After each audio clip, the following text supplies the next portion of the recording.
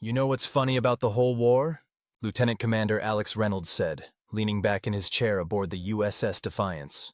The Corlaxian Emperor genuinely thought we'd just roll over and die. Classic mistake, replied Chief Engineer Daniels, who was busy calibrating the newly installed quantum displacement field. Happens to the best galactic empires. 5,000 years of uncontested conquest will do that to your strategic thinking, Alex mused, taking a sip from his coffee mug emblazoned with Earth, mostly harmless. A vintage joke that had become ironically prophetic. Tends to make you a bit overconfident. The Corlaxian Empire had ruled the Orion Arm with mandibles of steel for millennia.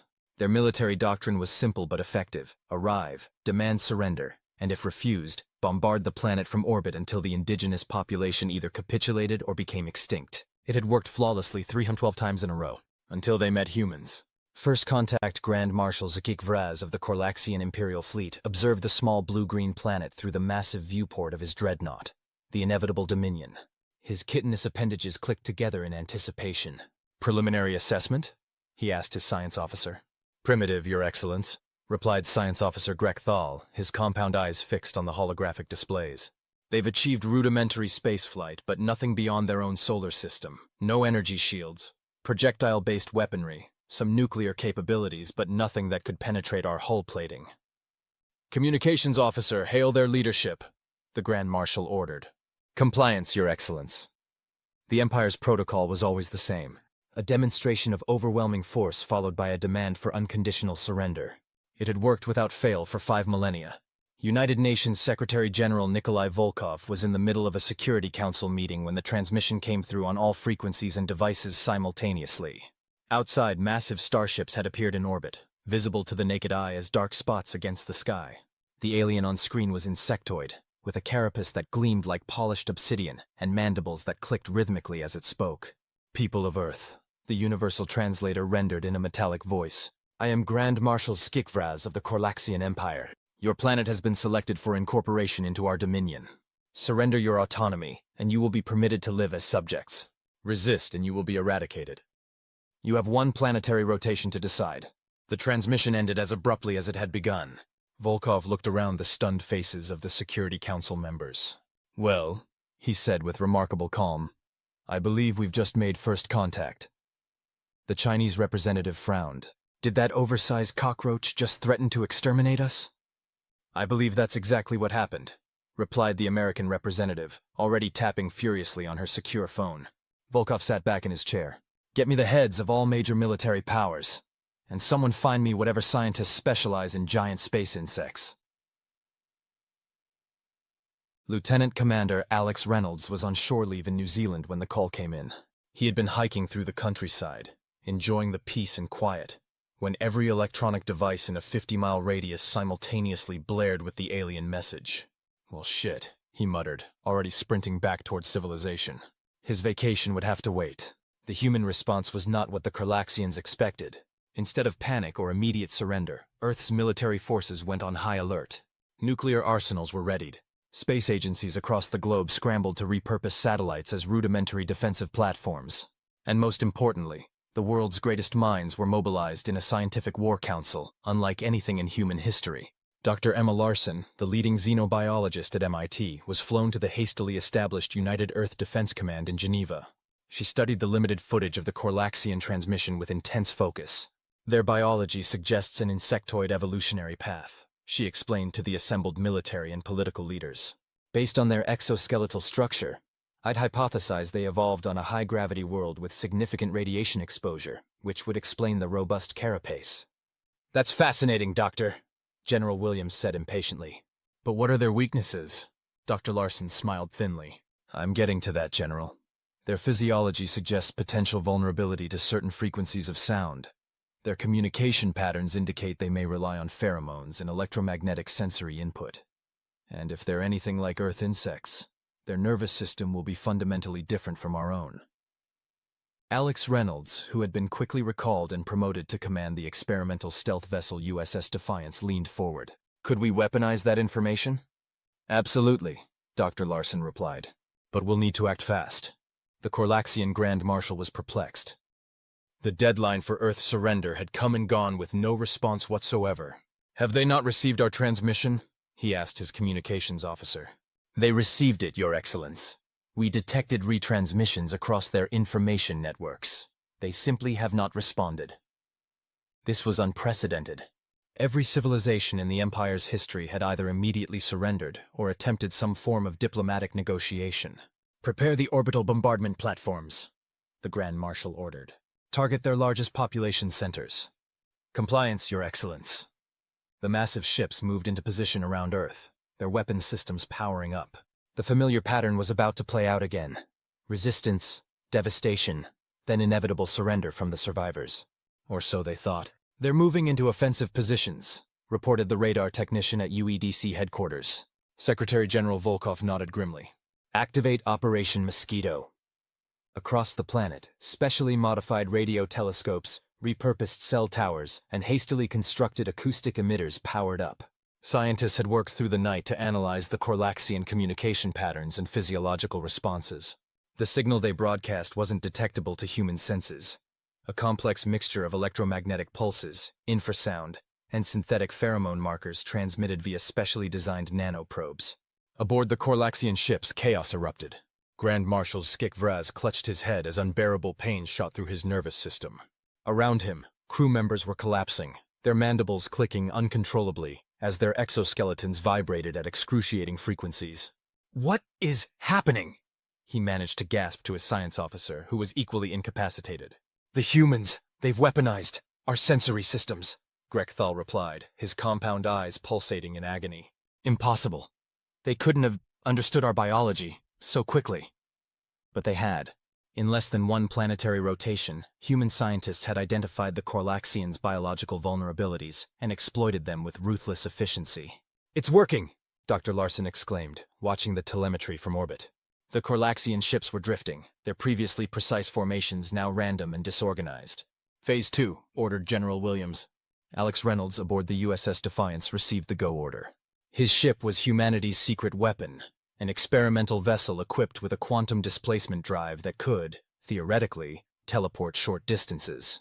"Never been tested in combat," his pilot, Lieutenant Zhao, commented nervously. "First time for everything," Alex replied with a grim smile. "Activate stealth systems and prepare for displacement jump." The Defiance vanished from its position near the moon, reappearing seconds later adjacent to the Corlaxian flagship. Its hull, coated with experimental metamaterials, was practically invisible to the alien sensors. "We're in position," Alex reported. "Deploying boarders." A team of 20 elite soldiers, each wearing specially designed armor to protect against the Corlaxians' weapons, teleported aboard the alien flagship. Their mission: capture the command center and secure their technology. Grand Marshal Skik Vraz was struggling to regain control of his faculties when the command center doors exploded inward. Strange bipedal creatures in dark armor rushed in, wielding weapons that fired not energy beams or projectiles, but some kind of sonic pulse that caused excruciating pain in any Corlaxian it hit. "Surrender your vessel," demanded the lead human in accented Corlaxian. They had already decoded the language. The Grand Marshal stared in disbelief. In 5,000 years of Imperial history, no species had ever boarded a Corlaxian dreadnought. It was unthinkable. It was impossible. And yet here they were. What are you?" he managed to ask. The human removed his helmet, revealing a face that would haunt Corlaxian nightmares for generations to come. "Lieutenant Commander Alex Reynolds, United Earth Defense Force," he replied calmly. "And you're currently experiencing what we humans call a really bad day at the office." The counterattack. In the 6 hours since first contact, humanity had not only decoded Corlaxian communications and biology, but had deployed effective countermeasures and captured their flagship. It was unprecedented in galactic history. Alex stood on the bridge of the inevitable Dominion, surrounded by incapacitated Corlaxian officers. His team had secured the command systems and was busy downloading everything they could from the alien databases. "Sir, you need to see this," called Specialist Lee, who was interfacing with the Corlaxian computer systems. "I've accessed their star charts and military records." Alex looked at the holographic display and felt his blood run cold. The Corlaxian Empire was vast. Thousands of star systems spanning a significant portion of the Orion Arm. Earth wasn't their first target. It was merely the latest in a long line of conquests. "They've done this hundreds of times before," he muttered. "Entire civilizations wiped out."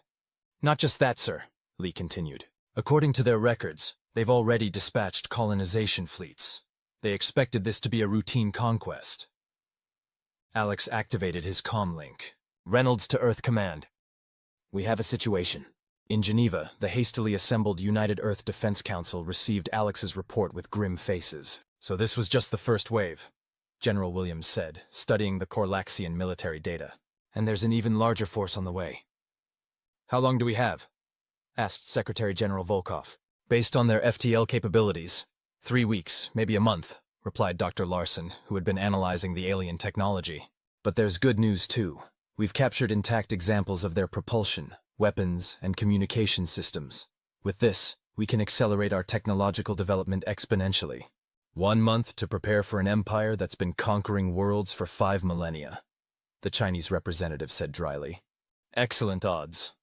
Actually, Dr. Larson interjected, we may have an advantage they don't expect.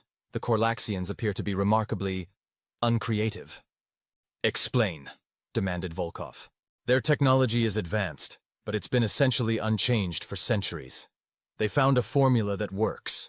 Overwhelming force against less advanced species, and they've never had to innovate beyond that. Their weapons are powerful but predictable. Their tactics are by the book. Alex, joining via holographic link from the captured dreadnought, nodded in agreement. Their entire command structure collapsed the moment we did something unexpected. They have no concept of adaptation or improvisation. A slow smile spread across General Williams's face. And if there's one thing humans excel at, it's making shit up as we go along, Alex finished with a grin. The next 3 weeks saw the most extraordinary mobilization and technological advancement in human history. Using the captured Korlaxian technology as a foundation, Earth scientists and engineers worked around the clock to develop defenses and weapons. The quantum displacement drive from the USS Defiance was reverse-engineered and improved upon. Korlaxian energy weapons were adapted for human use. And most importantly, the aliens' communication systems were thoroughly analyzed, providing Earth with the ability to monitor and potentially disrupt enemy coordination.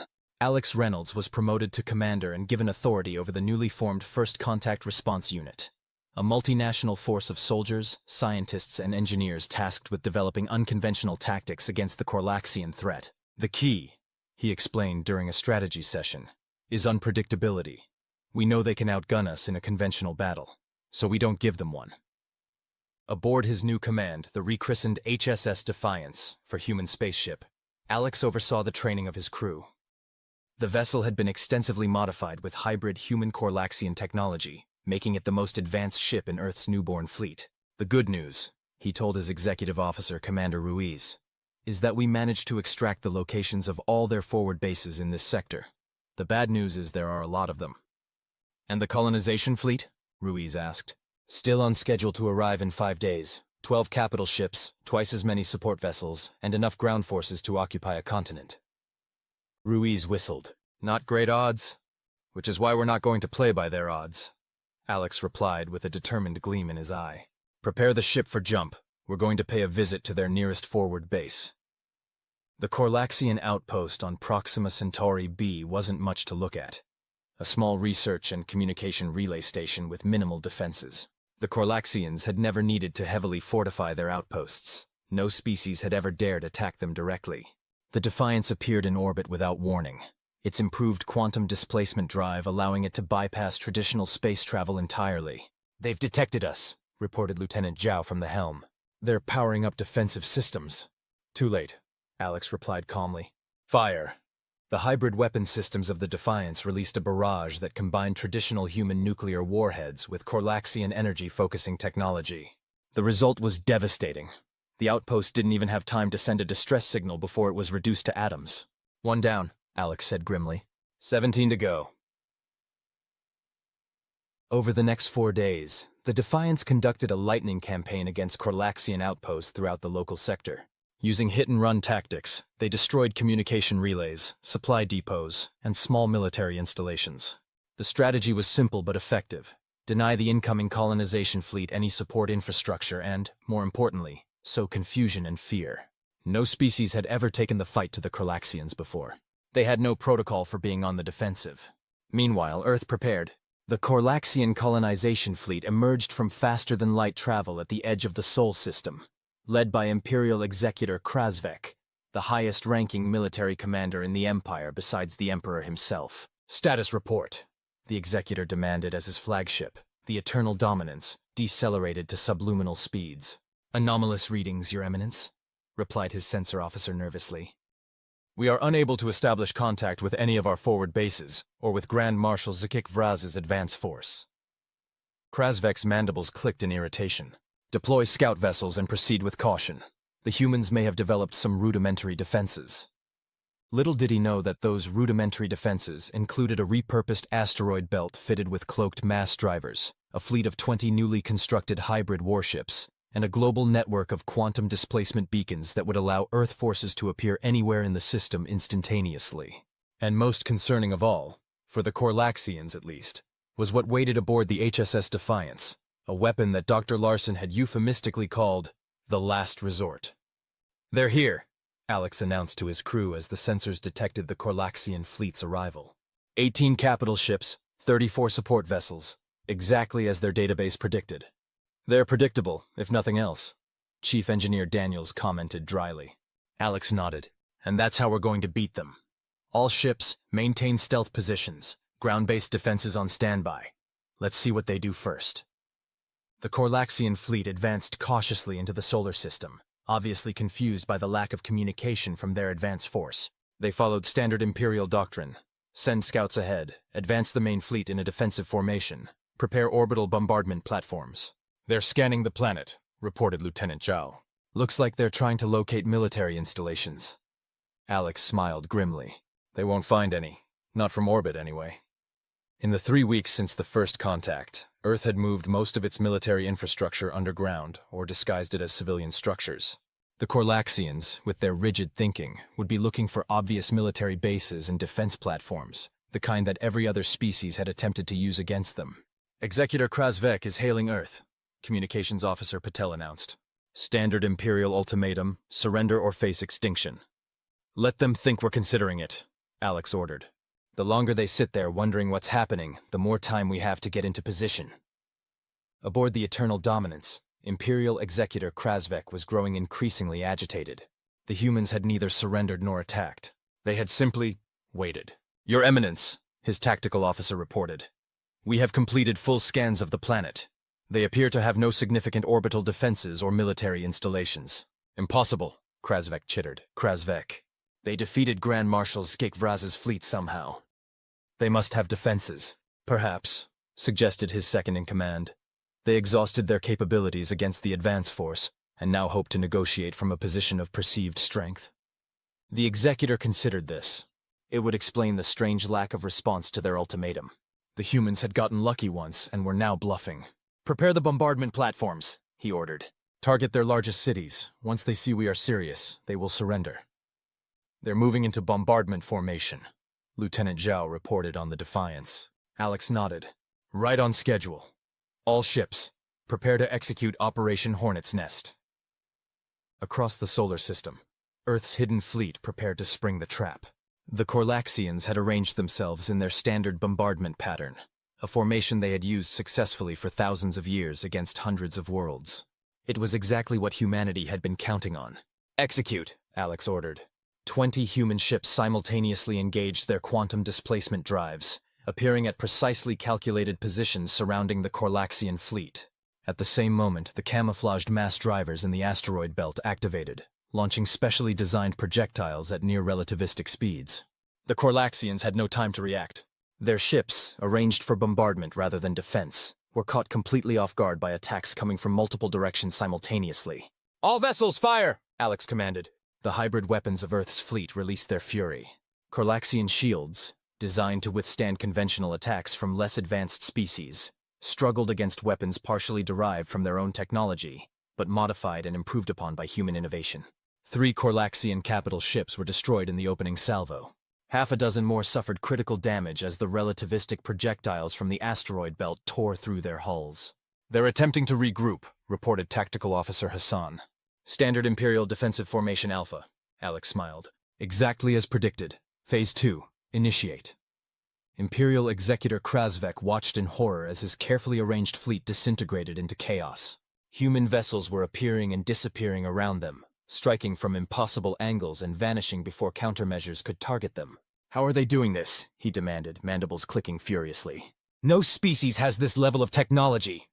"They appear to be using some form of localized space-time manipulation," his science officer replied, frantically analyzing the sensor data. "Possibly derived from our own quantum fold technology, but modified beyond our current capabilities." This was impossible. Inconceivable. The Corlaxian Empire had the most advanced technology in the known galaxy. They had conquered hundreds of worlds. No primitive species should be able to not only reverse engineer their technology, but improve upon it in a matter of weeks. "Reform the fleet," the executor ordered. "Defensive formation Alpha, prepare to—" His orders were cut short as another volley from Earth's fleet struck the Eternal Dominance, causing the massive ship to shudder violently. "Shields at 40%, reported his tactical officer. "2 more capital ships lost. The humans are targeting our command and control system specifically." Krasvek's compound eyes narrowed. These humans were not fighting like any species they had encountered before. They weren't just throwing everything they had at the Corlaxians in a desperate last stand. They were executing a carefully planned strategy, one that specifically exploited the Empire's standard tactics and technical vulnerabilities. For the first time in his long career, the Imperial Executor felt something alien to the Corlaxian military mindset: doubt. Aboard the Defiance, Alex watched the battle unfold with grim satisfaction. The Corlaxians were reacting exactly as their tactical databases had predicted they would, falling back to defensive formations that had served them well against conventionally armed opponents. But Earth's forces weren't fighting conventionally. Each ship operated with a high degree of autonomy, using the quantum displacement drives to appear, strike, and vanish before the Corlaxians could effectively target them. "Their flagship is taking heavy damage," reported Tactical Officer Hassan. "Their fleet cohesion is breaking down." "Perfect," Alex replied.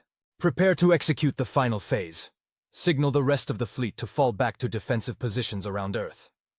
"Sir?" Hassan questioned. "We have them on the run." "Not yet," Alex said grimly. "They still outnumber us, and once they adapt to our tactics, they could still overwhelm us. We need to end this decisively." He turned to Communications Officer Patel. "Open a channel to the Corlaxian flagship." Imperial Executor Krasvek was considering the unthinkable, a tactical retreat, when the human transmission came through.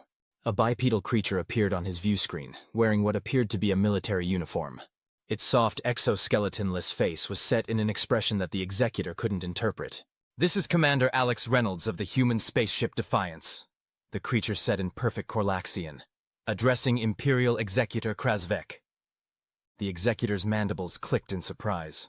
They knew his name and rank. "How dare you address me directly?" he replied automatically.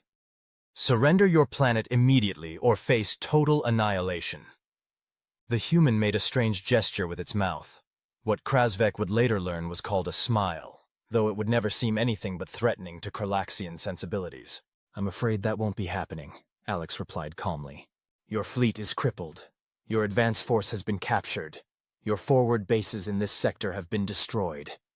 But I'm offering you a chance to save what remains of your forces." "You presume to dictate terms to the Corlaxian Empire?" Krasvek chittered indignantly. "We have conquered hundreds of worlds. We will not be defeated by primitives who have barely left their own atmosphere." "And yet," Alex replied, "here we are. But I'm not offering terms of surrender, Executor. I'm offering you a warning." The view screen shifted to show an image that made Krasvek's heart analog stutter. The captured Grand Marshal Skik Vraz, along with dozens of other high-ranking Corlaxian officers held in some kind of containment facility. "As you can see, we've taken prisoners," Alex continued. "We've also taken your technology, your databases, and most importantly, your star charts. We know where every Corlaxian world is located, every outpost, every colony." The image shifted again, showing something that caused Krasvek's hemolymph to run cold. A schematic for a weapon unlike anything he had ever seen before. "This is what we call a quantum resonance cascade device," Alex explained. "It creates a chain reaction in space-time that can propagate through the quantum communication network that connects your empire. One detonation near a quantum communications hub would send a destructive wave through your entire network, reaching every Corlaxian world simultaneously." "Impossible," the Executor whispered, though without conviction. These humans had already done the impossible repeatedly in the short time since contact. "We were hoping it wouldn't come to this," Alex continued. "We would prefer peaceful coexistence. But if you force our hand, We will use this weapon. We will end the Korlaxian Empire in a single moment. You're bluffing, Krasvek said, trying to sound confident. No species would develop such a weapon. The risk of backflow through the quantum network would be too great. Alex's expression hardened. We're humans, Executor. When threatened with extinction, there's very little we won't do to survive. Your empirical records should tell you something profound about us. We're the only species in 5,000 years of Korlaxian conquest who not only refused to surrender, but managed to capture your advanced fleet intact. He leaned forward, his alien face filling the view screen. So here are your options. Retreat from the Sol system immediately, return to your Emperor, and inform him that Earth and all human colonies present and future are off-limits to the Korlaxian Empire. Or stay and fight, in which case we'll have no choice but to demonstrate our new weapons' capabilities. The Executor's tactical officer leaned in and whispered urgently, Your Eminence, our sensors detect an unusual quantum signature from the human flagship. It matches the theoretical parameters of the weapon they're describing. Krasvek felt something he had never experienced before in centuries of military service. Fear. The ultimatum. On the bridge of the Defiance, Alex maintained his stern expression until the communication ended. Then he exhaled slowly and turned to his crew. Think they bought it? He asked Chief Engineer Daniels. Daniels grinned. The quantum resonator we cobbled together is putting out exactly the energy signature Dr. Larson predicted would scare them. It looks like a doomsday weapon on their sensors, even though it couldn't actually power a coffee maker. Alex nodded.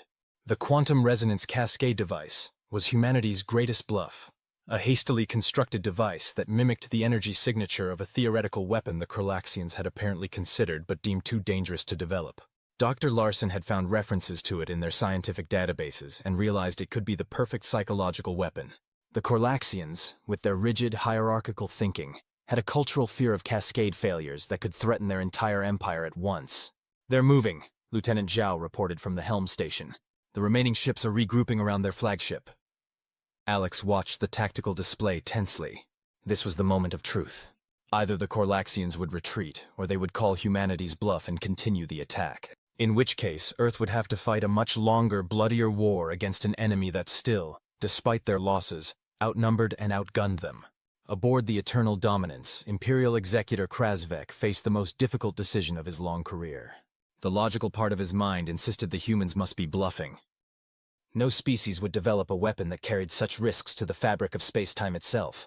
But another part, a more primitive, instinctual part that had been dormant through centuries of easy victories, warned him that these humans were different. They had done in weeks what other species couldn't accomplish in generations. They had not only resisted, but had taken the fight to the Empire itself. Your orders, Your Eminence? His second-in-command asked anxiously. Krasvek stared at the tactical display, at the crippled remains of what had been the pride of the Korlaxian colonization fleet, at the strange human vessels that appeared and disappeared like ghosts, using technology that should have been beyond their grasp. Signal the retreat, he said finally, his voice barely audible. Your Eminence? His second-in-command questioned, mandibles clicking in surprise. I said signal the retreat, Krasvek chittered, louder this time. All vessels to disengage and prepare for quantum fold to the nearest Imperial stronghold. As the orders were relayed, he added, and prepare a quantum communication to the Imperial throne. The Emperor must be informed immediately. What shall we tell him, Your Eminence? The Executor's compound eyes fixed on the image of the Earth on his view screen, a seemingly insignificant blue-green world that had somehow done the impossible. Tell him, Krasvek said slowly, that we have encountered a species unlike any in Imperial history. A species that can adapt, innovate, and improve upon technology at a rate that defies comprehension. A species that, if given time to expand beyond their world, could threaten the very existence of the Empire. He paused, mandibles clicking thoughtfully. And tell him one word of advice regarding these humans. Run. On the Defiance, tense silence gave way to cautious celebration as the Korlaxian fleet began to disengage. They're powering up their quantum fold drives, reported Lieutenant Zhao. Looks like they're retreating. A cheer went up from the crew, but Alex held up his hand for quiet. Let's make sure they're actually leaving before we celebrate. Keep the quantum resonator active until they're gone. One by one, the Korlaxian vessels disappeared into quantum fold space, leaving behind only debris from the destroyed ships as evidence they had ever been there. Last vessel has departed the system, Zhao confirmed finally. Long-range sensors show they're heading for the Rigel sector, away from Earth. Now Alex allowed himself to smile. Stand down from battle stations. Signal Earth Command that the Corlaxian fleet has retreated. Commander Ruiz shook her head in disbelief. They actually fell for it. A bluff based on their own theoretical weapon. Never underestimate the power of a good story, Alex replied, finally allowing himself to relax slightly. Especially when it plays on your enemy's deepest fears. In Geneva, the United Earth Defense Council received the news with a mixture of relief and disbelief. They retreated? Secretary General Volkov asked, as if needing confirmation that humanity had achieved the impossible. Completely, sir, General Williams confirmed, studying the tactical displays. Commander Reynolds' bluff worked. The Corlaxians have left the Sol system. Dr. Larson smiled tiredly. She hadn't slept in nearly 72 hours, working to perfect the fake quantum resonator. The psychological profile was accurate then. Their rigid hierarchical thinking made them vulnerable to the fear of a cascade failure that could threaten their entire empire at once. So, we won? The Chinese representative asked cautiously. For now, General Williams replied, but this is just the beginning. The Corlaxians will be back eventually, with a larger force and better tactics. We've bought ourselves time, nothing more. Time is all we need, Volkov said firmly. Look what we accomplished in 3 weeks with just one captured Corlaxian vessel. Imagine what we can do with months or years to prepare. He turned to his assembled advisors. The Corlaxians have awakened something they never expected to find. A species as determined to survive as they are to conquer. We've sent them running today, but tomorrow we need to be ready to do more than just defend our world. You're suggesting we take the fight to them? The American representative asked. Volkov nodded grimly. They've conquered hundreds of worlds, enslaved countless species. Now that we know they're out there, can we in good conscience leave those civilizations under Corlaxian rule? A murmur ran through the room as the implications sank in. Humanity had just fought its first interstellar war, and won. But it wouldn't be the last. 2 months later, Commander Alex Reynolds stood on the observation deck of the newly commissioned HSS Liberator, Earth's first purpose-built deep space warship, combining the best of human innovation with adapted Corlaxian technology. Beside him stood Dr. Emma Larson, now head of the Xenotechnology Integration Division. She's beautiful, Alex commented, gazing at the sleek vessel that would be his new command. And just the first of many, Emma replied. The lunar shipyards are working around the clock. 5 more will be ready by the end of the month. Alex nodded thoughtfully. The captured Corlaxians have been cooperating? More than we expected, Emma said. Once they realized we weren't going to execute them, many of them have been quite helpful. Apparently, not all Corlaxians are enthusiastic supporters of the Empire's expansion policy. Potential allies, then? Potentially, and they're not the only ones. The star charts we captured show dozens of subjugated species that might welcome liberation from Corlaxian rule. Alex turned to look at the stars visible through the observation window. So we're not just building a defense force, we're building a liberation fleet. That's the plan, Emma confirmed. Earth's governments have unanimously agreed that we have a moral obligation to help other species oppressed by the Corlaxians. Plus, there's the practical consideration. The more allies we have, the stronger our position against the Empire. Alex smiled slightly. From barely achieving spaceflight to planning an interstellar liberation campaign in less than 3 months. Humanity doesn't do things by halves, does it? That's precisely why we won, Emma replied. The Corlaxians couldn't comprehend a species that could adapt and innovate so quickly. Their entire empire is built on the assumption that technological progress is slow and methodical. And we just shattered that assumption. Completely. She handed him a data tablet. These are your orders. The Liberator will lead a task force to Proxima Centauri first, to establish our first off-world colony and forward base. From there, you'll proceed to the TRAPPIST system. TRAPPIST? According to the Corlaxian records, that's one of their subject worlds. Emma nodded. The Mendari.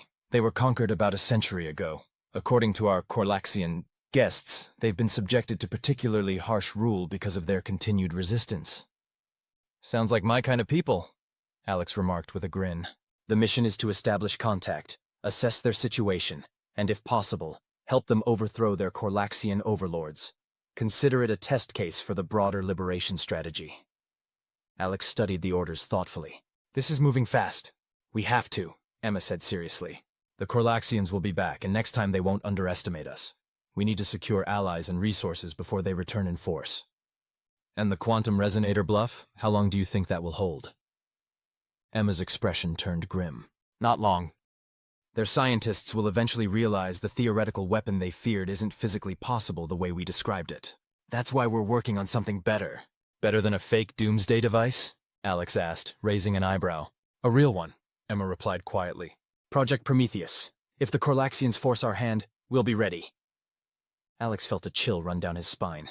Humanity had gone from first contact to developing actual doomsday weapons in less than 3 months. It was both impressive and terrifying. Let's hope it doesn't come to that, he said finally. Emma's expression softened slightly. That's why your mission is so important, Alex. If we can build alliances, create a coalition of species against the Empire, maybe we won't need to resort to such measures. No pressure then, he quipped. None at all, she replied with a small smile. Just the fate of multiple civilizations resting on your shoulders. Just another day at the office for humanity, right? Exactly. Now your ship awaits, Commander. The crew is assembled and ready for inspection. Alex took one last look at the stars.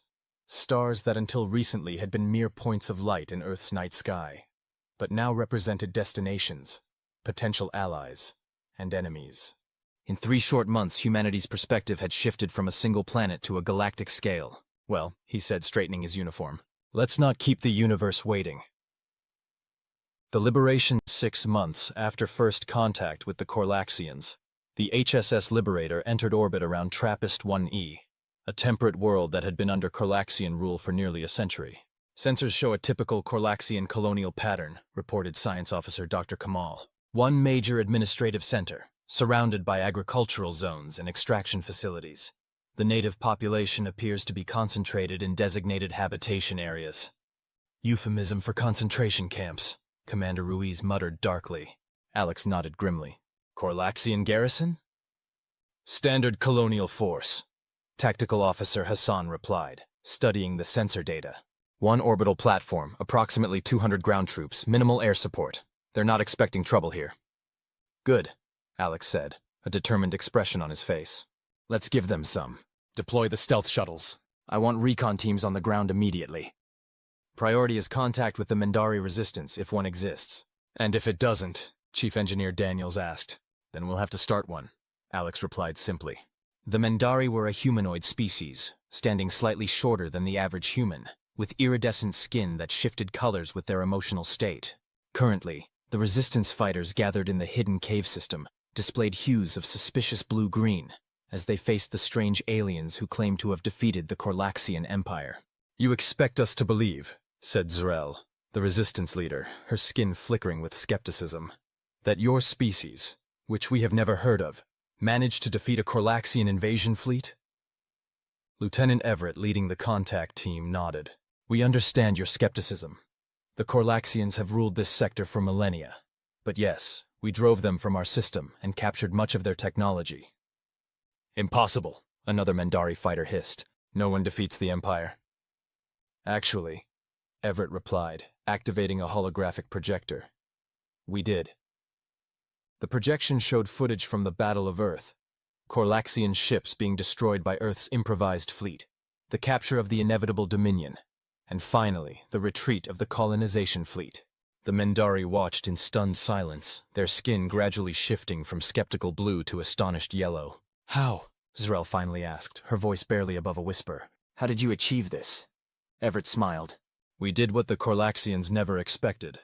We adapted their own technology and improved upon it, and we're offering to help you do the same.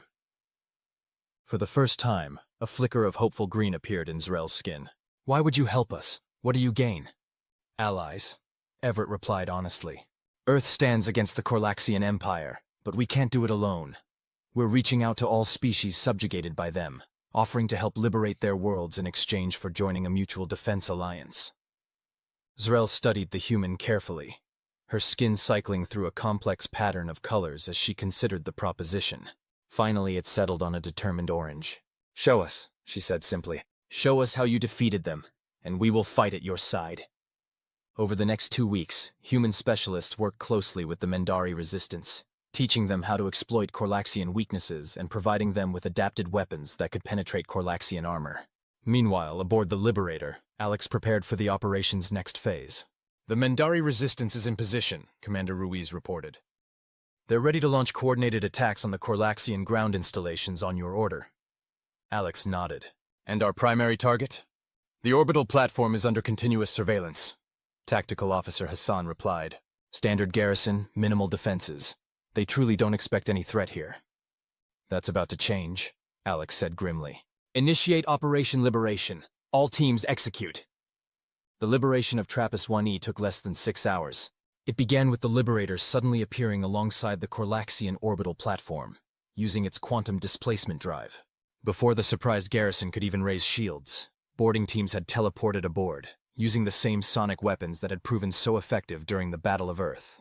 Simultaneously, Mendari resistance fighters, equipped with human-modified weapons, launched coordinated attacks on Corlaxian ground installations across the planet. The Empire's forces, accustomed to complete dominance and unquestioned authority, were completely unprepared for an organized, well-equipped rebellion. By the time Imperial Executor Krasvek received the distress call from TRAPPIST-1E, the battle was already over. The Corlaxian garrison had been captured or neutralized, their installations seized intact, and the Mendari were celebrating their unexpected liberation. And most alarmingly of all, the human warship that had led the operation had already disappeared, presumably to repeat the process elsewhere. On the Imperial throne world of Corlax Prime, Emperor Vizikhtras received the news of the Trappist rebellion with mandibles clicking in agitation. First they repel our invasion fleet, and now they're inciting our subject worlds to rebel, he chittered angrily. These humans must be eradicated immediately. Imperial Executor Krasvek bowed low. Your Imperial Magnificence, I have already ordered the assembly of a punitive fleet. 5 battle groups will converge on the Sol system within the month. Not enough, the Emperor declared. I want 20 battle groups. I want that primitive world reduced to ash, its species exterminated, its very memory erased from the galaxy. The Executor's compound eyes widened slightly. 20 battle groups, Your Magnificence? That would leave many of our core worlds temporarily undefended. I don't care, the Emperor chittered, rising from his ornate throne. These humans have done what no species has dared in 5,000 years of Imperial rule. They have not merely resisted, they have counterattacked. This cannot stand, this will not stand. Krasvek bowed again. As you command, Your Magnificence, 20 battle groups will be assembled. As he backed away from the throne, the Executor felt an unfamiliar sensation in his thorax. Doubt. He had faced the humans in battle and had seen firsthand their capacity for adaptation and innovation. Throwing more ships at them, even 20 battle groups worth, might not be enough if they had continued to develop new weapons and tactics. But the Emperor had spoken, and in the Corlaxian Empire the Emperor's word was absolute. Unbeknownst to the Corlaxians, their communications had been compromised months ago. The quantum network that connected their vast empire had been carefully infiltrated by human cyber specialists, using knowledge gleaned from captured Corlaxian databases. In Geneva, Secretary General Volkov listened to the translated imperial decree with a grim expression. 20 battle groups, he repeated. How many ships is that exactly? Based on the Corlaxian military structure we've decoded, replied Admiral Williams, formerly General, before the creation of Earth's new unified space force. Approximately 600 capital ships, and twice that many support vessels. Against our current fleet of... how many? 47 operational warships, sir, though we're commissioning new vessels every week, and our allies are beginning to contribute their own ships. Volkov nodded thoughtfully. And the status of Project Prometheus? Dr. Larson, who had been silent until now, spoke up. The prototype is operational, sir, but it hasn't been field tested, and the potential consequences of deployment are substantial. Substantial enough to deter an empire intent on our extinction? Yes, Larson replied without hesitation. But also potentially devastating beyond our intended targets. The quantum cascade effect is difficult to contain once initiated. Volkov stared out the window at the Geneva skyline, where construction crews were still working to rebuild sections damaged during the first Corlaxian attack. So our options are to face overwhelming odds in conventional battle, or use a weapon that might have catastrophic unintended consequences. There is a third option, sir, Admiral Williams suggested. Commander Reynolds has been remarkably successful with the liberation campaign. 6 Corlaxian subject worlds freed in as many months, each one now contributing to our alliance. If we accelerate that strategy, we might create enough disruption within the Empire to delay or divert their punitive fleet. Volkov finished the thought. A war on multiple fronts. Exactly, sir. The Korlaxians have never had to deal with widespread rebellion before. Their military doctrine isn't designed for it. Volkov turned back to his advisors. Very well. Contact Commander Reynolds. Tell him to accelerate the liberation campaign. Priority targets are strategically valuable worlds that could most damage the Empire's ability to sustain a prolonged conflict. He paused, then added grimly. And continue preparation of Project Prometheus. If all else fails, we'll need it ready. Aboard the Liberator, now joined by 3 additional human warships and a Mendari corvette retrofitted with adapted Korlaxian technology, Alex received the new orders with mixed emotions. They're sending 20 battle groups against Earth, he informed his senior staff during an emergency meeting. We need to create as much chaos within the Empire as possible to divert their forces. 6 liberated worlds in 6 months, Commander Ruiz remarked. And now they want us to pick up the pace? Exactly, Alex confirmed. New target list. He activated the holographic display, showing a star map with several worlds highlighted. These are key Korlaxian industrial and shipyard planets. If we can liberate them and disrupt production... Chief Engineer Daniels whistled. That's deep in Imperial territory, Commander. We'd be operating without support, far from Earth. I know. That's why we're not all going. The Liberator will take this mission alone. The rest of the task force will continue liberating the outer worlds. Sir, Tactical Officer Hassan protested. A single ship, even with our technology, against core Imperial worlds. The odds have been against us since first contact, Alex interrupted firmly. Hasn't stopped us yet. Besides, we'll have the element of surprise. The Korlaxians still think we're confined to the outer territories. They won't expect us to strike at their industrial heart. The Mendari captain, Zrel, whose ship had joined the human task force, spoke up. Her skin rippled with determination. My people will accompany you, Commander Reynolds.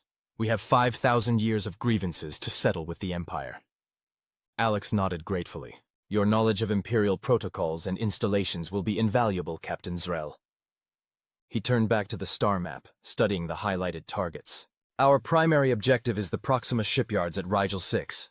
According to intelligence, that's where they're assembling the punitive fleet destined for Earth. If we can disrupt that operation, we might buy Earth the time it needs, Commander Ruiz finished. Exactly. Alex took a deep breath. We leave in 6 hours. Prepare the ships. The turning point. The Proxima shipyards orbiting Rigel 6 were the pride of the Korlaxian Empire's industrial might, a massive complex capable of constructing and servicing hundreds of warships simultaneously.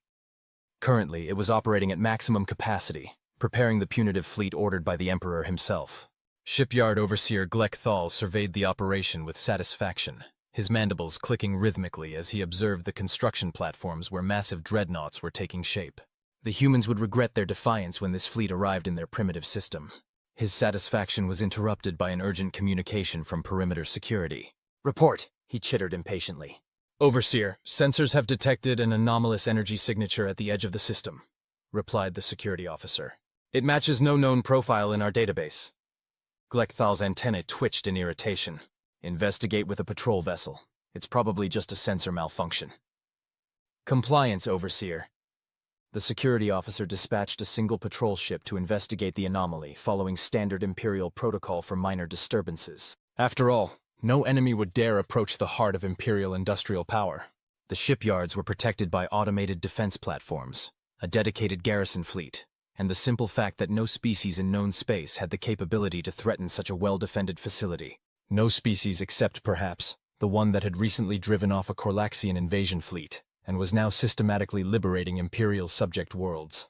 Korlaxian patrol vessel approaching our position, reported Lieutenant Zhao from the helm of the Liberator, which was currently hiding behind one of Rigel 6's small moons, its advanced stealth systems minimizing its sensor profile.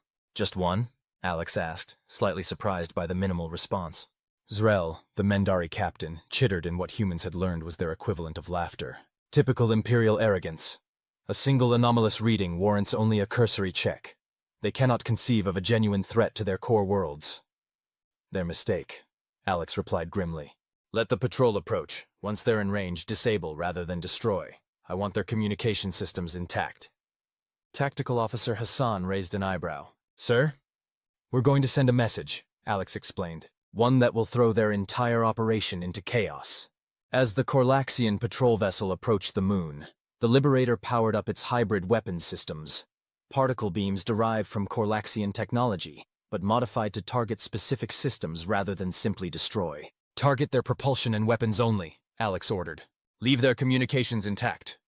Targeting, Hassan confirmed. Ready on your mark. Fire. The particle beams lanced out, striking the patrol vessel with surgical precision. Its engines immediately went dark and its weapons systems powered down. Before the confused Corlaxians could even process what was happening, a second beam hit their ship. This one carrying a very special payload developed by Earth's cybersecurity experts. Viral package deployed, Chief Engineer Daniels reported. Their communication system is now ours. They can transmit, but we control what gets sent. Alex nodded in satisfaction. Send the prepared message, Empire-wide broadcast, priority override. Throughout the Corlaxian Empire, from the throne world to the furthest colonial outpost, communication systems suddenly activated with an Imperial priority override, the highest level of emergency broadcast, reserved for existential threats to the Empire itself. But instead of an Imperial decree or military order, what appeared on screens and holographic projectors was something unprecedented, a human face. Attention all worlds and vessels of the Corlaxian Empire, Alex Reynolds stated calmly, his image transmitted to millions of Corlaxian officials, military officers, and administrators simultaneously. This is Commander Alex Reynolds of the Human Alliance. You may remember me as the one who defeated your invasion fleet at Earth. The broadcast continued, overriding all attempts to shut it down, bypassing security protocols that had never been designed to counter such an intrusion.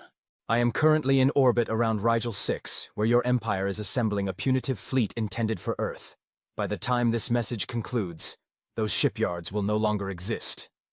Across the Empire, Corlaxian officials reacted with disbelief and outrage. The claim was absurd. No enemy vessel could possibly reach Rigel 6 undetected, let alone threaten the heavily defended shipyards. To the Emperor and Imperial High Command, this is not merely an act of self-defense, but a message. For 5,000 years, your Empire has conquered, enslaved, and exploited hundreds of species across this sector of the galaxy. That ends now. The human's expression hardened. 6 worlds have already freed themselves from your rule. Dozens more will follow. Your era of unopposed conquest is over. He paused, then delivered the final part of his message. To all subjugated species watching this transmission, help is coming. The Human Alliance stands with you. Freedom is possible. Resistance is viable. The Empire can be defeated. As the broadcast continued, reports began flooding in from Rigel 6. Explosions in the shipyards. Unexpected system failures across the defense grid. A single unidentified vessel appearing and disappearing throughout the system, striking with impossible precision. And most disturbing of all, rising insurrections on recently pacified worlds, as if the humans' words had ignited a spark that had been waiting for the right moment. On the Imperial throne world, Emperor Zictraz watched the humans broadcast with mandibles clicking in unprecedented fury. How is this possible? He demanded of his assembled advisors. How has a primitive species penetrated our most secure communication network? None could provide an answer. The Empire's technological supremacy had been unquestioned for so long that the very concept of vulnerability had been forgotten.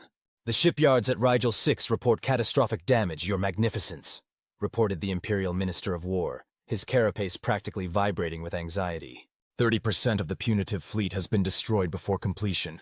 Construction platforms are in flames. And the human vessel? Has it been destroyed? The minister's antennae drooped. It appears to have escaped, Your Magnificence, using some form of quantum displacement technology that our sensors cannot track effectively. The Emperor's compound eyes narrowed to slits. So a single enemy ship penetrated our defenses, crippled our largest shipyard, broadcast sedition to the entire Empire, and escaped unscathed. Put that way, the situation sounded even worse. The minister could only bow in shameful acknowledgement. This is unprecedented, the Emperor chittered, rising from his throne to pace agitatedly. In 5,000 years of Imperial history, no species has ever dared such an act, such audacity, such innovation. For the first time, a note of something besides anger entered the Emperor's voice, a note that his advisors had never heard before and struggled to identify.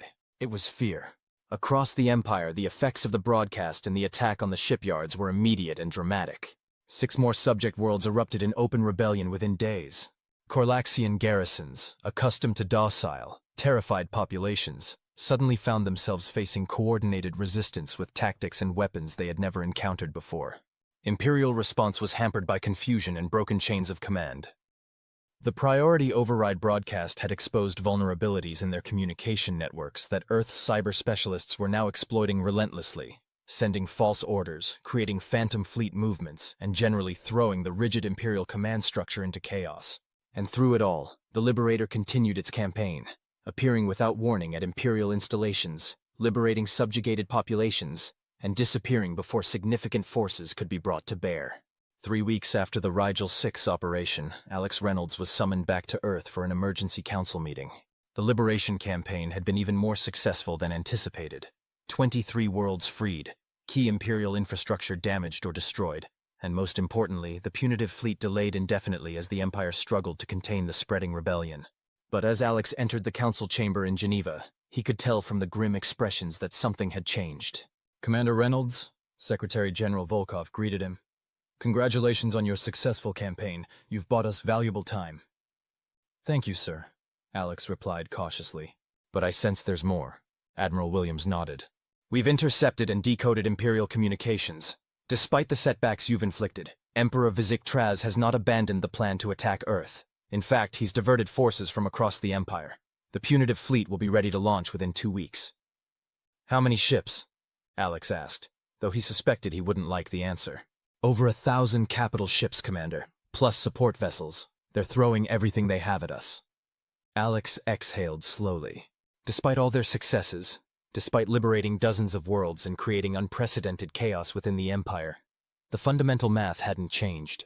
Earth and its allies were still massively outnumbered and outgunned. "What about our fleet?" he asked. "The new construction, our allies." "We'll have approximately 200 ships," Admiral Williams replied. "The Allied contributions have been significant, but many of the liberated worlds are still consolidating their freedom, rebuilding their forces." 200 against 1,000, Alex murmured.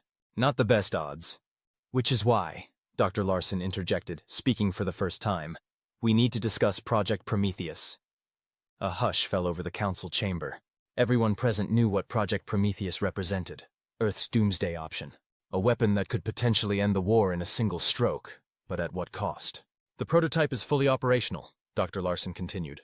"Unlike the bluff we used during the first battle, this device actually works. It will create a quantum resonance cascade that propagates through the Corlaxian communication network, targeting their ships and installations specifically." "And the collateral damage?" Alex asked quietly. Dr. Larson's expression was somber. "Potentially significant. The cascade effect is difficult to contain precisely. We've designed it to target Corlaxian quantum signatures specifically, but there's a non-zero chance of wider disruption to space-time in affected regions." "In other words," Secretary General Volkov summarized, "we can defeat the Empire decisively, but we might cause catastrophic damage to the fabric of space-time itself in the process." "That is correct, sir." Alex shook his head slowly. "There has to be another way. What we've been doing is working. The liberation campaign, the alliance building. We just need more time." "Time we don't have, Commander," Admiral Williams pointed out. 2 weeks until the punitive fleet launches. Even with your quantum displacement technology, you can't liberate enough worlds or disrupt enough Imperial infrastructure in that time frame to make a difference." The room fell silent as the impossible choice hung in the air. Face near certain defeat against overwhelming odds, or use a weapon that might save Earth but could have devastating consequences across the galaxy. Finally, Alex spoke up. "What if we could reach the Emperor directly?" All eyes turned to him. "Explain," Volkov prompted. "The Corlaxians have a rigid hierarchical society. Everything flows from the Emperor. If we could somehow convince him to stand down, to negotiate instead of attack." Admiral Williams scoffed. "The Emperor has made his position clear. He wants Earth reduced to ash and humanity exterminated." "Because we've humiliated the Empire," Alex countered. "We've challenged their supremacy. But what if we could offer them something valuable enough to offset that loss of face?" "What could we possibly offer an empire that already controls hundreds of worlds?" Dr. Larson asked. Alex smiled grimly. "The one thing they've shown they don't have: innovation, adaptation, creativity. The very qualities that have allowed us to fight them successfully." He turned to the holographic display, bringing up data from the Corlaxian archives captured during the first battle. Look at their technological development curve. It's nearly flat for the past 1,000 years. They've been so dominant for so long that they've stagnated. Their society, their military, their technology, it's all frozen in place. And you think we can offer them, what, technical consultation? Admiral Williams asked skeptically. A partnership, Alex replied firmly. Instead of enemies, we could be the catalyst that breaks their stagnation. We've already proven we can improve upon their technology in ways they never imagined. Secretary General Volkov stroked his chin thoughtfully. An intriguing proposal, Commander. But how would you even reach the Emperor to make such an offer? The throne world is undoubtedly the most heavily defended planet in the Empire.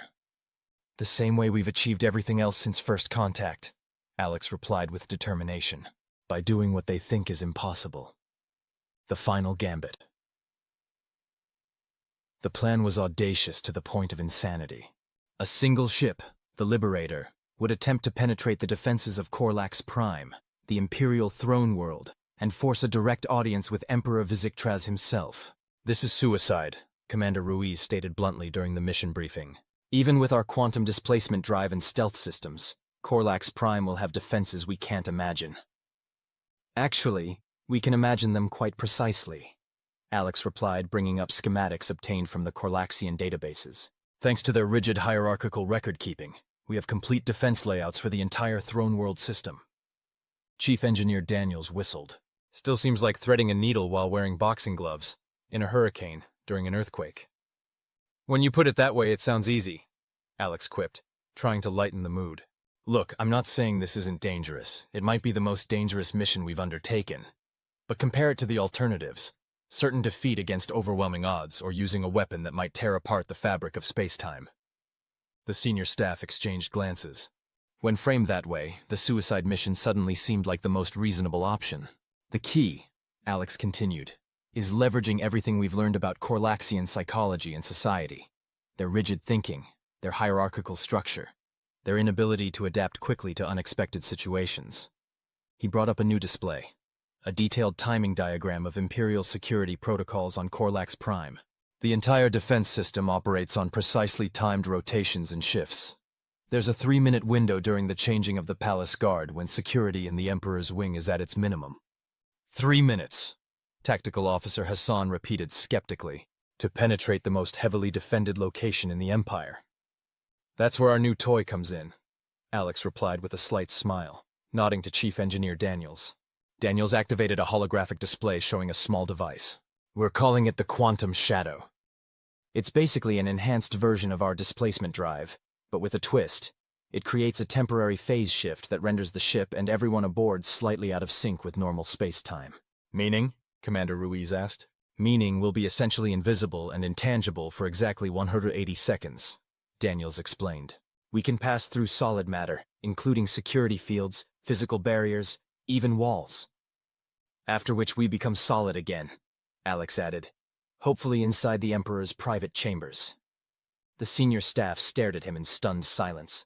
You want to materialize our ship inside the Emperor's bedroom? Commander Ruiz finally asked. Not the whole ship, Alex clarified. Just a small insertion team using personal quantum displacement devices. The Liberator will remain in orbit, cloaked and ready for extraction. And once you're face-to-face with the Emperor, Hassan asked, what's to stop him from calling guards or activating some kind of panic response? Alex's expression turned serious. That's where it gets really interesting. We're not going in as invaders or assassins. We're going in with a presentation. He activated another holographic display showing a detailed technical schematic, one that none of them recognized. What am I looking at? Daniels asked, leaning forward with professional curiosity.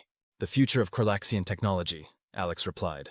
Dr. Larson and her team have been working on this since we first captured their databases. It's a complete redesign of their quantum fold drive, incorporating human innovations. It's 30% more efficient, twice as fast, and can travel 3 times the distance on the same energy input. Understanding dawned on their faces. A peace offering, Commander Ruiz realized. Exactly. We're not going to threaten the Emperor. We're going to make him an offer he can't refuse. A partnership that will revitalize his stagnant empire. And if he refuses? Hassan asked quietly. Alex's expression hardened. Then we inform him that Project Prometheus is armed and ready, that Earth is prepared to do whatever it takes to survive. A heavy silence fell over the briefing room as the implications sank in. This wasn't just a desperate military mission. It was perhaps humanity's last hope for avoiding either defeat or the use of a weapon that might have catastrophic consequences for the entire galaxy. "When do we leave?" Commander Ruiz asked finally.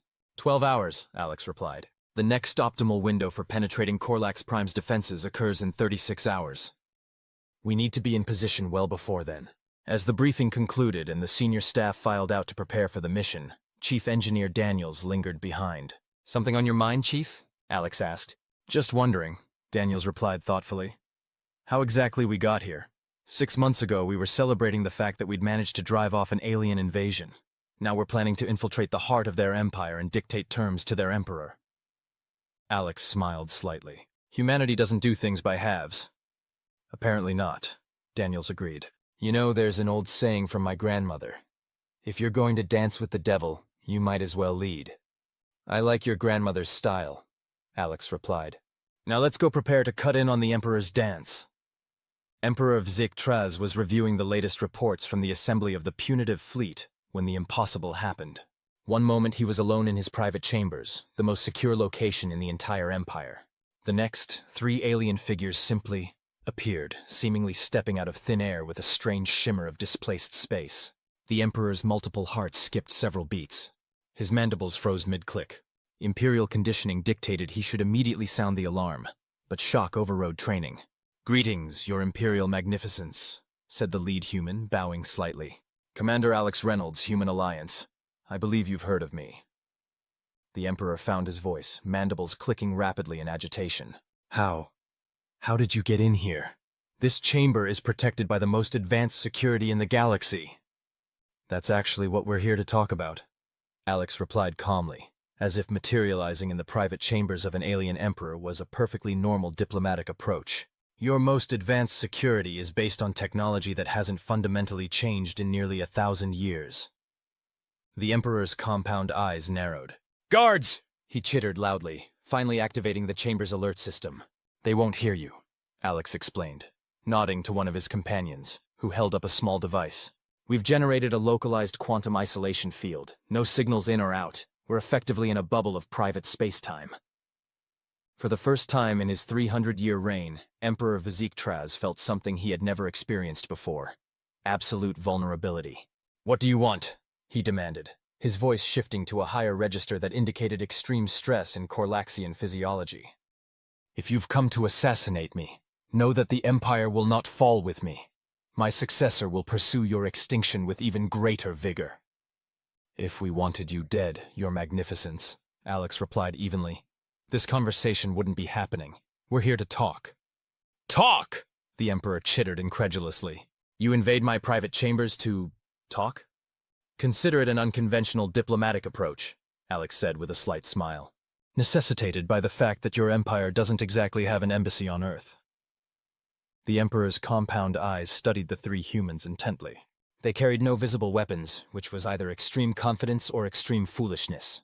"Speak, then, before I decide that whatever method brought you here should be used to send your atomized remains back to your primitive world."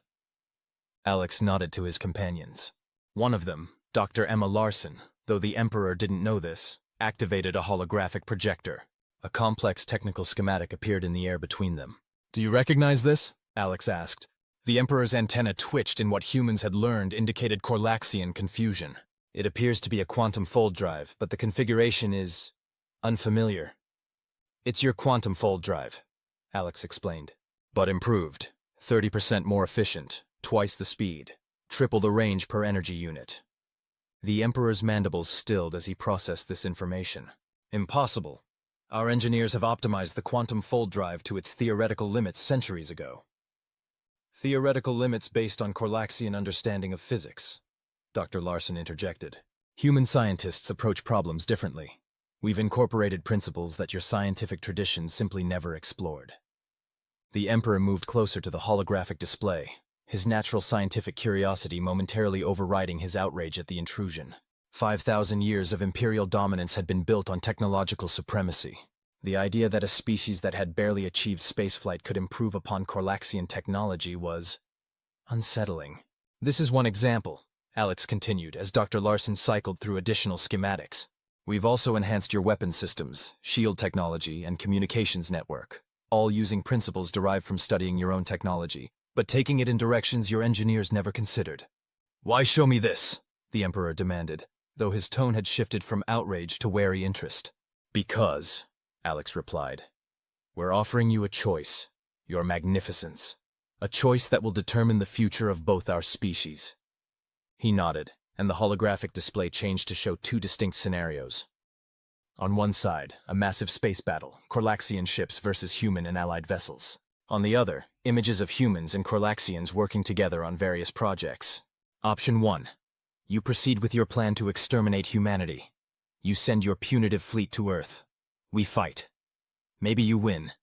Maybe we win. Either way, the cost in lives and resources will be catastrophic for both sides. The Emperor's mandibles clicked thoughtfully. And option 2?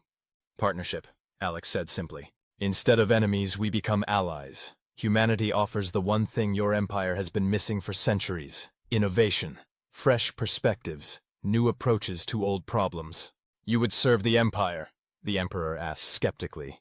Alex shook his head. Not serve, collaborate, as equals. We keep our independence, as do the worlds we've already helped liberate. In exchange, we share our innovations, help revitalize your technology, and open new avenues for growth and development across the galaxy. The Emperor's compound eyes narrowed. A generous offer from a species facing annihilation.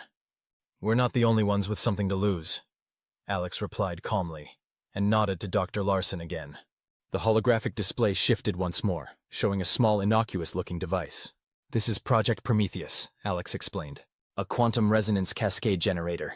If activated, it would create a destructive wave that propagates through your entire quantum communication network, reaching every Corlaxian ship and installation simultaneously. The weapon you threatened us with during our first encounter, the Emperor chittered dismissively. Our scientists have determined such a device is theoretically impossible. Your scientists are working from incomplete understanding, Dr. Larson replied. The same incomplete understanding that led them to believe the quantum fold drive couldn't be improved. To demonstrate, she activated another display showing technical specifications and test results. The Emperor studied them, his antennae twitching more rapidly as he processed the information. Even with his limited human facial recognition, Alex could see the moment the Corlaxian ruler realized they weren't bluffing. You would destroy an entire civilization, the Emperor asked quietly. Billions of lives? We would defend our existence, Alex corrected. Just as your empire has done for 5,000 years. The difference is, we're offering an alternative. A path that leads to mutual benefit, rather than mutual destruction. Silence fell in the quantum-isolated chamber as the Emperor considered the situation. His entire worldview, shaped by centuries of unchallenged imperial supremacy, was being fundamentally challenged. The humans had not only resisted conquest but had mastered Corlaxian technology, improved upon it, and now stood in his private chambers offering terms as equals. It was unprecedented, unthinkable, and yet undeniably intriguing. How do I know, the Emperor finally asked, that once I recall the punitive fleet, you won't simply activate this Prometheus device anyway? Eliminate a potential future threat? Alex smiled slightly. For the same reason you've never developed such a weapon yourselves, despite having the theoretical framework for centuries. Some victories aren't worth the cost. He stepped forward, taking a calculated risk by moving closer to the Emperor. Your Magnificence, humanity doesn't want to destroy the Corlaxian Empire. We've seen your achievements, your art, your scientific advancements. There's much our species could learn from yours, just as there's much we could teach you. A genuine cultural exchange?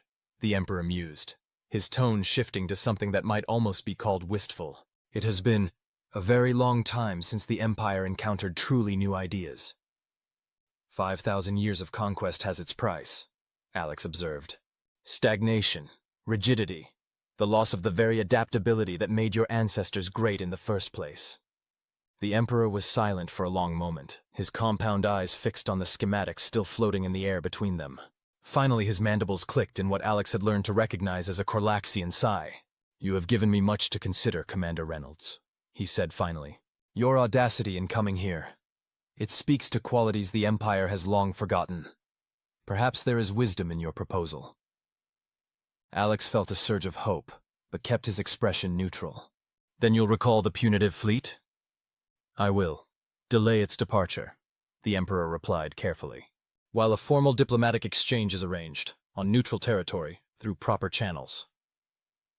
It wasn't everything they'd hoped for, but it was a start. An opening that might, just might, prevent either the destruction of Earth or the activation of a weapon that could have catastrophic consequences for the galaxy. That sounds reasonable, Your Magnificence, Alex agreed.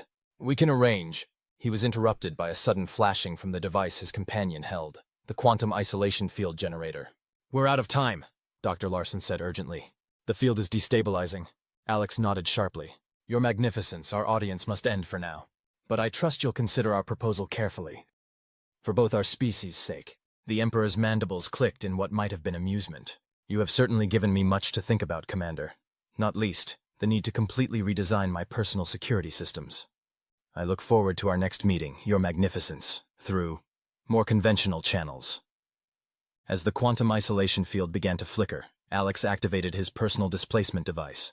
The last thing he saw before the quantum shift took him back to the extraction point was the Emperor of the Corlaxian Empire. 5,000 years of uncontested galactic dominance, watching them depart with an expression that might almost be called respect. The new era 3 months after the unprecedented audience with Emperor Vizik Traz, Alex Reynolds stood in the newly constructed Interspecies Diplomatic Center in Geneva, adjusting the formal dress uniform that felt uncomfortably stiff compared to his usual shipboard attire. Stop fidgeting, Commander Ruiz admonished. You're about to make history. Try to look dignified. I'd rather face another Corlaxian battle fleet, Alex muttered, but obediently stopped tugging at his collar. Through the large windows, he could see the massive Corlaxian diplomatic vessel in orbit, visible even in daylight, as a dark silhouette against the blue sky. Smaller shuttles were descending, carrying the imperial delegation that would formally establish diplomatic relations between the Corlaxian Empire and the newly formed Alliance of Free Worlds. Nervous? Asked Dr. Larson, who had joined them in her own formal attire. Her role in developing both the improved Corlaxian technologies and Project Prometheus had earned her a place at the diplomatic table. Just wondering if this is really going to work, Alex admitted. 5,000 years of conquest doesn't change overnight.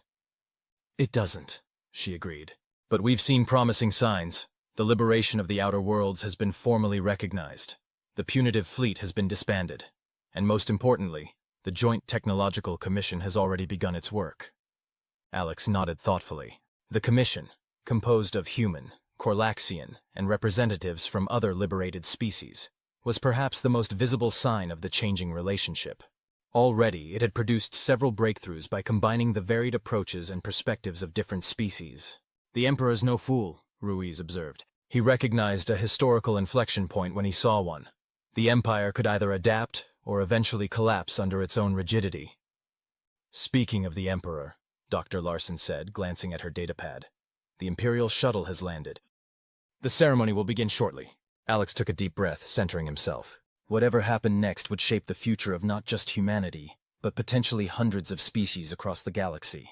The fact that he, a relatively junior officer who'd been on shore leave when the Corlaxians first appeared, had played such a pivotal role still seemed surreal.